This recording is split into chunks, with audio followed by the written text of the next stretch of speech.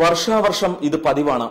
പാലക്കാടിന്റെ കൊയ്ത്തൊഴിഞ്ഞ പാടങ്ങളിൽ അതിർത്തി കടന്നെത്തുന്ന ചെമ്മരിയാട്ടിൻ കൂട്ടങ്ങളും ഇടയന്മാരും നിറയുന്ന കാഴ്ച.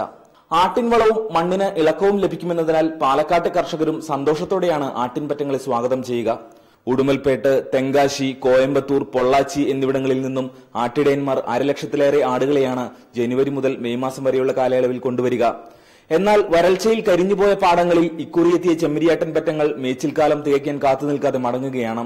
വരണ്ട മണ്ണും ഈർപ്പമില്ലാത്ത കാറ്റും ആടുകളുടെ കൂട്ടമരണത്തിനിടയാക്കുമെന്ന ഇടയന്മാരുടെ ഭയമാണ് കാരണം. இந்த மாதிரி கஷ்டம் எந்த காலத்துலயும் வந்ததே கிடையாது.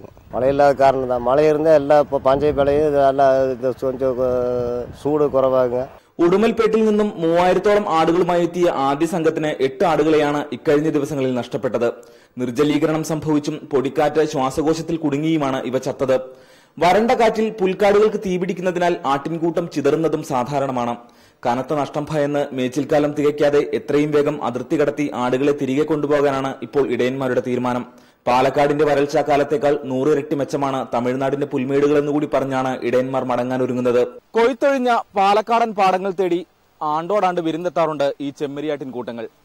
കഴിഞ്ഞ കുറച്ചു വർഷങ്ങളായി നാം ഇവർക്ക് പകരം നൽകുന്നതാകട്ടെ കൊടും വരൾച്ചയും. പാലക്കാടൻ വരൾച്ചയുടെ മറ്റൊരു ദയനീയ ചിത്രമാവുകയാണ് ഈ ആട്ടിൻകൂട്ടങ്ങളും. പുതുനഗരത്തു നിന്നും ക്യാമറമാൻ മുരളീധരനൊപ്പം ബിനീഷ് അരവിന്ദൻ, ഇന്ത്യ വിഷൻ.